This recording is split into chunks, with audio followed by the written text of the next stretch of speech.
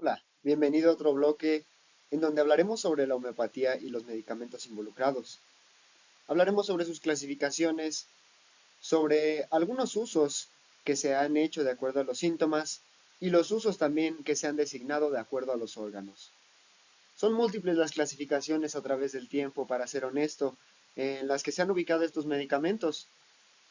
Tienen clasificaciones mucho más antiguas como la medicina tradicional mexicana, la medicina tradicional andina o china, que ya incluían esta herbolaria o análogos de ellos que más tarde veremos cómo podemos dilucidar si estas moléculas terapéuticas también se encuentran en otras plantas y no solo en las listadas en la materia médica.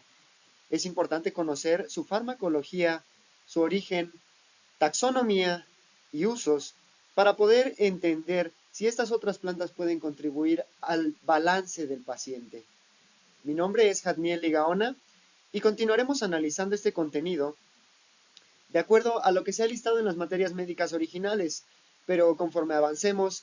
también notaremos que hay cambios que se han hecho y que han sido contribuciones muy importantes, ya que actualmente conocemos más sobre los procesos bioquímicos, fisiológicos y biológicos que ocurren al reaccionar con estas plantas, moléculas y numerosos minerales y preparados que se han hecho a través del tiempo, que a base de experimentación pura, como bien lo hacía Samuel,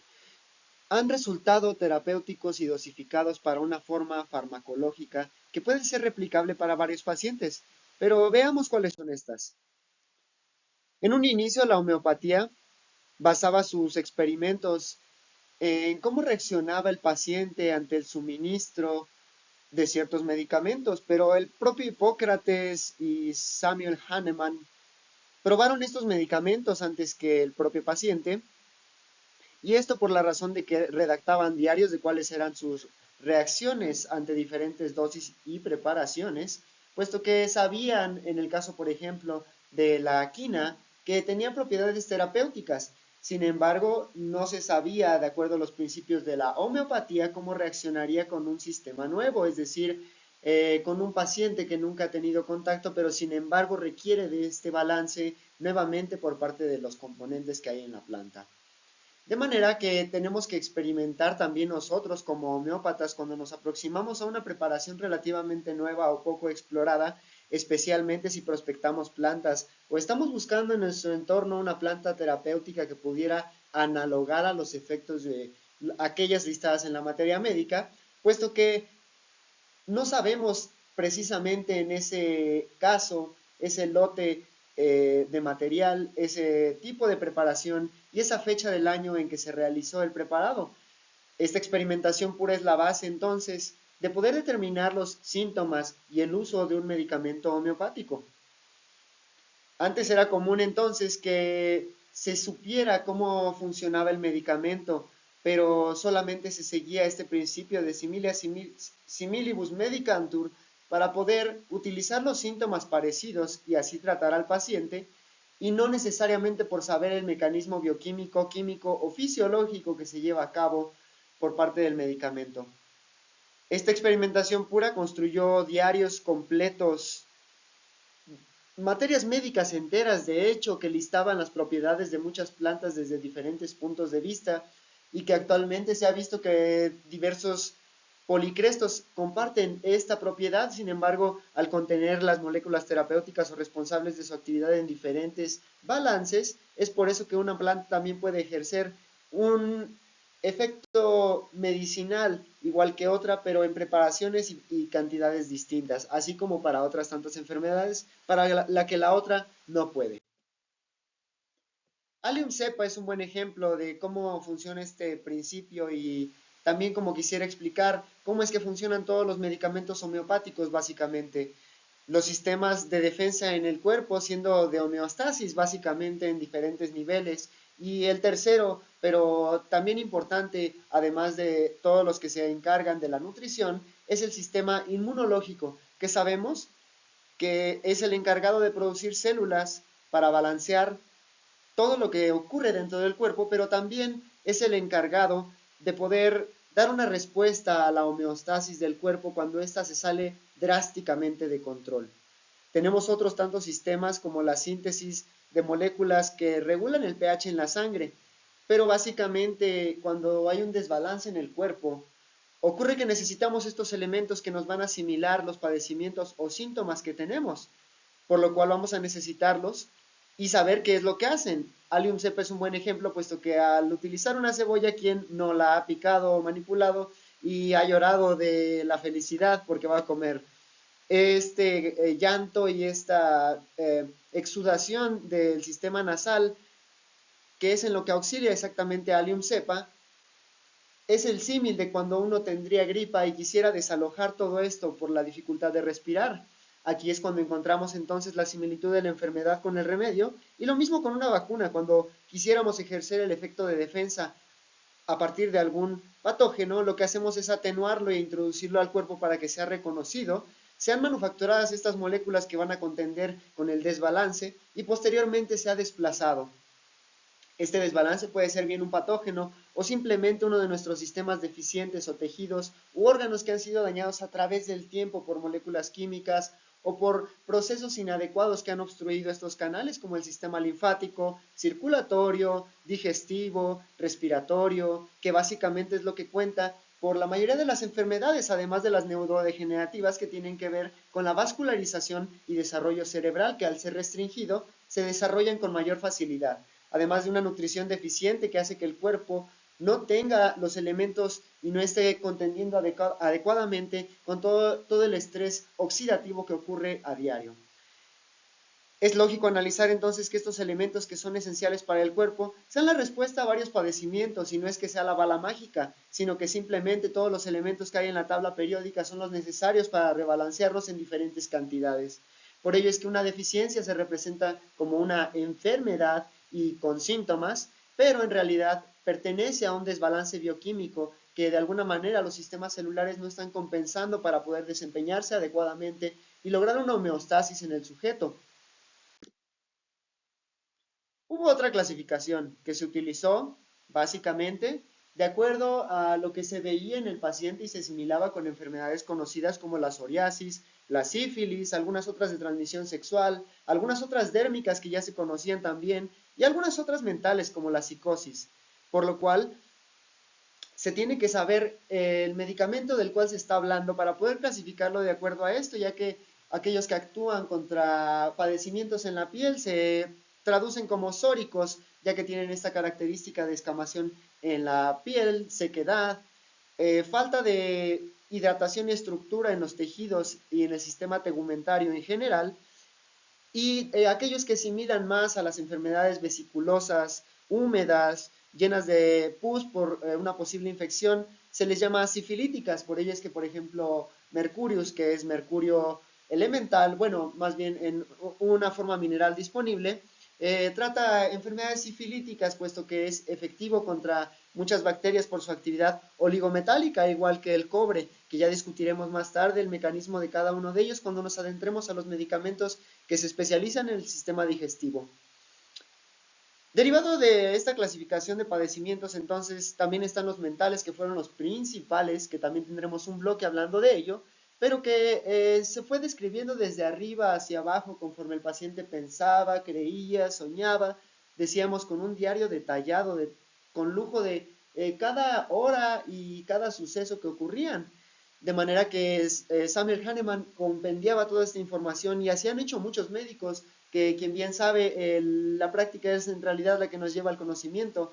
no es leer solamente un libro, sí, cada quien ha tenido su contribución, pero la práctica directa con el paciente y la experimentación pura siguen siendo el mejor resultado para clasificar qué es lo que ocurre, por lo cual se consideraba desde arriba, yendo hacia abajo por el cuello, esófago, pulmones, estómago, vesícula biliar, hígado, riñones, el sistema genital o genitourinario, piernas, pies, hasta llegar a los dedos, de manera que esto era demasiado detallado para saber en dónde se ubicaba el dolor, cuándo, cómo, cuál era el descriptivo más adecuado, si era agudo, si era grave, si era profundo, si era un dolor punzante, que tuviera ciertas características que indicaran un medicamento que es diferente de otro y que pudiera repertorizar adecuadamente al paciente. Por eso es que esto sigue siendo, de hecho, la parte más importante de la práctica homeopática. Si bien se conoce ya los efectos de la herbolaria y se puede tener un conocimiento vasto sobre su uso, hay que saber cuál es el desbalance exactamente en ese paciente para poder tratarlo. No podemos simplemente decir que debe tomar tal o cual potencia o tal o cual herbolario o medicamento de manera arbitraria. Cada situación es personal y no se deberá de omitir ese lujo de detalle para cada sujeto, ya que todos tenemos una historia única que se refleja en nuestra salud y en nuestro estado mental.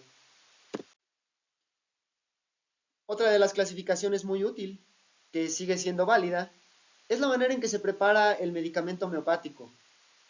A través de las diferentes herbolarias tenemos múltiples técnicas que nos ofrecen tratamientos que extraerán de diferente manera estas moléculas y que nos ayudarán a aportar la medicina hacia el paciente.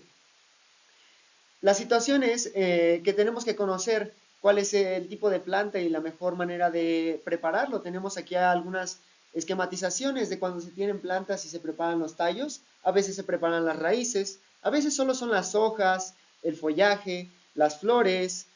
Es diferente lo que se utiliza, las cortezas también y semillas, frutos, pulpas, cáscaras, y no terminaré de enumerar los órganos que se utilizan para preparar y las múltiples combinaciones que hay entre todas estas que vemos listadas. El polvo seco es claramente una de las formas concentradas de una planta, puesto que ya carece de humedad y el peso total respecta solamente a muchas de las moléculas terapéuticas de esa planta y fibra también contenida, que es muy importante en muchos casos y es de hecho la razón terapéutica cuando se asocia a la microbiota. Cuando tenemos ya un extracto, es mucho más concentrado, es el siguiente nivel de concentración, puesto que tenemos varios gramos de la planta seca, pero ahora desprendidos de la materia vegetal y por ello es que la matriz líquida tiene una alta concentración de nuestra molécula terapéutica.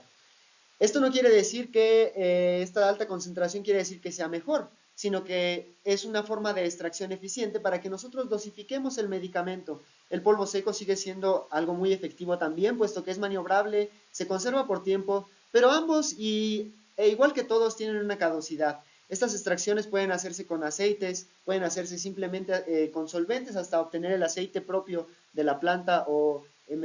elemento que estemos buscando. Y bueno, cabrá resaltar que todos los preparados minerales se exentan de estas preparaciones. La mayoría son estrictamente el polvo del mineral que se dosifica en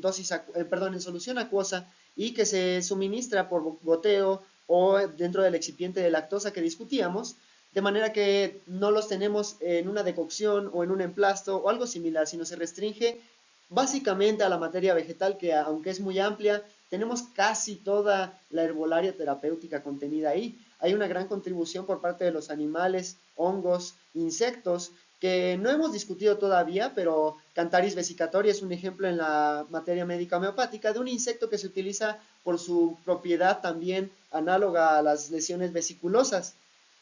Todo esto continúa con las diferentes materias médicas que abordamos, incluyendo rusas, coreanas, soviéticas, que han estado desplazados de nuestro lenguaje y de nuestro idioma, como para comprender y también de nuestro ecosistema, porque recordemos de sesiones anteriores que tenemos que tener condiciones particulares para que crezca una planta y si no las tenemos, hemos de preferir aquella que está cerca de nuestra latitud porque quiere decir que estos minerales son los que están biodisponibles para nosotros y en una forma en la que la planta pudiera entregarlos de manera terapéutica para nosotros y que también aseguremos que están fabricando todas esta bioquímica que resulta ser medicinal.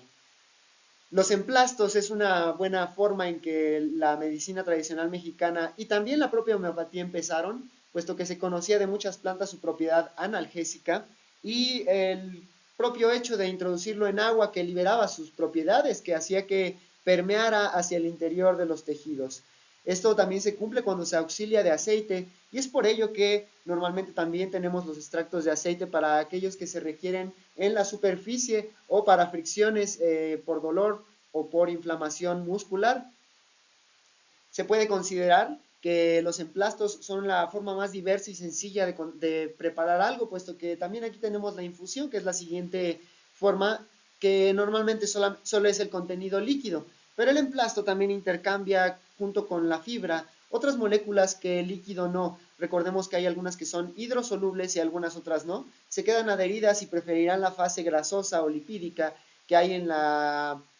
el sebo superficial de la capa más externa de la piel. y por ello es que el contacto directo con la planta también auxilia de maneras distintas. Sabemos que desde el embarazo, que se trata con algunas plantas en una faja, hasta lesiones de esguince, que en las que tenemos plantas como el pegahueso o algunas otras que pertenecen propiamente a la homeopatía, que son desinflamatorias como la manzanilla, Camomila matriarcaria, y cuando se utilizan en este emplasto y hay la disponibilidad de hacerlo de una planta fresca que pueda extraer eficientemente todas estas moléculas, vamos a preferir hacerlo por sobre de las demás, puesto que es una forma inmediata de poder captar estas moléculas. Todos los demás extractos son muy eficientes cuando queremos preparar lotes grandes de dosificaciones y medicamentos para futuros pacientes, pero cuando es de uso personal se prefieren las decocciones y este tipo de infusiones que son prácticas además, puesto que solamente se utilizan de un día y se desechan, además de que son muy amigables con el medio ambiente, puesto que no involucran ninguna otra cosa más que agua y la materia vegetal, y eso nos hace también muy responsables con cómo cuidamos de lo que nos cuida a nosotros, cómo cuidamos a la tierra, así como la cuidan, cómo nos provee y nos cuida día a día, vez a vez y en cualquier lugar. Por eso es que también lo recomiendo como la mejor forma de terapia. No hay mejor ni ningún comprimido que iguale a lo que las infusiones desde tiempos ancestrales logra, y es en realidad una ciencia profunda, puesto que se tiene que hacer a diferentes temperaturas y con macerados distintos de acuerdo a la planta, decíamos con diferentes órganos también, no todos ellos van a servir para nuestro fin, de manera que es un poco una cocina, una alquimia, pero sobre todo un aprendizaje continuo cuando se utiliza este método. Otra de las clasificaciones que no hemos de descartar, que es menos común, ya que poco a poco se sabe que todos los órganos están involucrados, pero se les llama organotrópicos porque tienen participación mayoritariamente en un órgano, y hablamos de aquellos que pues se dirigen selectivamente al hígado, riñones, intestino, cerebro, extremidades, etcétera.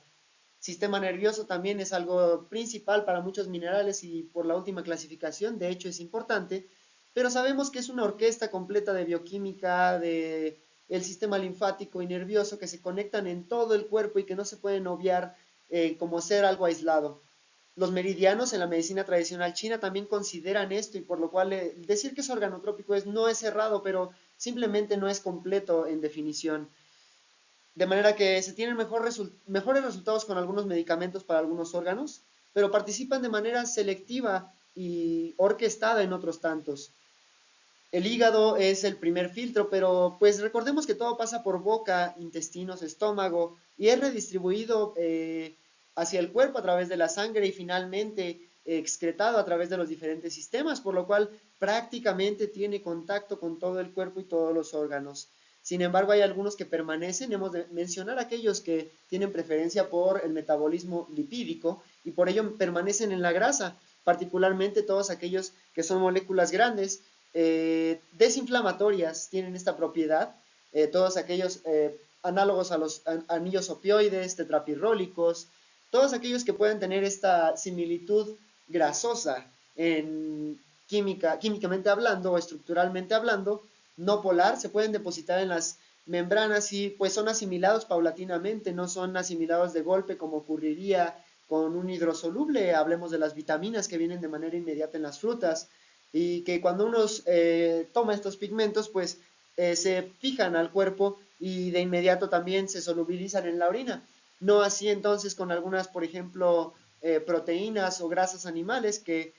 entran y a través del metabolismo permean en los intestinos y en la sangre y llegan a otros órganos en donde se depositan, y si la preferencia del individuo es también por almacenar la grasa, pues esto también se depositará y hablará de la biodisponibilidad del medicamento. Por ello es que es importante también conocer hacia dónde se va nuestro medicamento y su naturaleza química, no solamente los padecimientos, síntomas y el tratamiento que se dosifica normalmente, sino poder ahondar en cómo funciona de manera generalizada en todo el cuerpo. Y esto, bueno, decíamos, es la base para detallar también un diario y un esquema general para el paciente.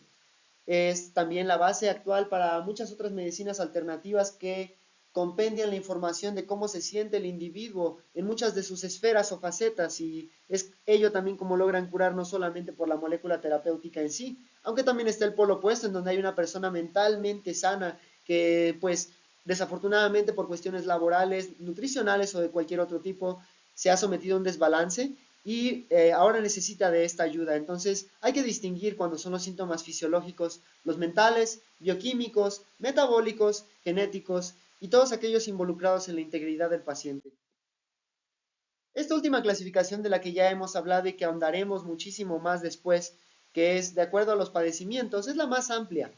porque los policrestos y semipolicrestos es la forma en que se clasificaron a todos estos medicamentos y se pudieron incluir de manera más selectiva para unos o cuales síntomas. Los policrestos sabemos que del griego dice crestos, síntomas y poli, varios, o semi, que es menos, por lo cual los semipolicrestos los encontraremos para enfermedades o padecimientos limitados y los policrestos para una gran cantidad de ellos. Sin embargo, muchas materias médicas actuales se han acoplado a cómo funciona esta clasificación y han seguido clasificando estos síntomas como múltiples o limitados y así han podido continuar con esta clasificación de policrestos y semipolicrestos que originalmente Hahnemann tuvo. Podemos seguir acuñando esta clasificación con éxito ya que sigue siendo de una u otra manera acertada y se pueden seguir también algunas otras de las que hemos mencionado. Finalmente, los síntomas mentales son los que se han documentado desde el inicio de la homeopatía y que se han utilizado entonces para referir a la repertorización que se han utilizado para clasificar al paciente, similándolo con un medicamento también, porque antes se pensaba que solamente similarlo con cómo era el medicamento, digamos, aquellos medicamentos homeopáticos que provienen del veneno de víboras, cuando el paciente tenía esta pues actitud parecida a la de una serpiente, en cuestión de que es una persona engañosa, violenta, etcétera, se solían similar con cada medicamento uno y otro debido a los síntomas mentales y comportamentales de cada paciente, pero decíamos no es tan efectivo cuando tenemos un paciente mentalmente sano y fisiológicamente enfermo, por lo cual hemos de descartarlos muchas veces, pero que hemos de hablar de los minerales, por ejemplo, que desde inicios de cuando se sintetizaban y de la alquimia en los griegos y tiempos atrás todavía, cuando se sabían propiedades de elementos como el cobre o el oro o la plata, se sabían también que tenían influencia en el estado mental de una persona, que de hecho el mercurio, el litio, son algunos de los involucrados en el balance mental y por lo cual se dan cuadros depresivos en el ser humano. Todos ellos están involucrados tanto en la memoria, en la capacidad de pensar, en el procesamiento que se tiene de la información y cómo se reacciona ante ello, que podemos decirlo o generalizarlo como una personalidad o facetas mentales del paciente. Se continuaron haciendo así, para muchos homeópatas es importante esta clasificación y es complementaria en la opinión de un experto, puesto que se tiene uno que auxiliar de todo lo que físicamente ve en el paciente y que muchas veces tampoco lo externa y su dificultad por interactuar nos restringirá esa información que si no somos observadores y consideramos el resto, no podremos tratar al paciente adecuadamente o no llegará a un balance adecuado cuando nosotros pensamos que lo estamos tratando de manera adecuada. Por lo cual, este diario en el que se incluyen los sueños, facilidad o dificultad para algunas tareas, y todo este diario completo es lo más importante para construir, repertorizar y mencionar qué es lo que necesita el paciente de acuerdo a las características de nuestros medicamentos. En posteriores sesiones estaremos discutiendo cuáles son estas particularidades de cada uno, pero me gustaría que repases esta sesión para que recuerdes las clasificaciones que se han dado y las características que tienen estos medicamentos para ser clasificados como tal. Muchas gracias.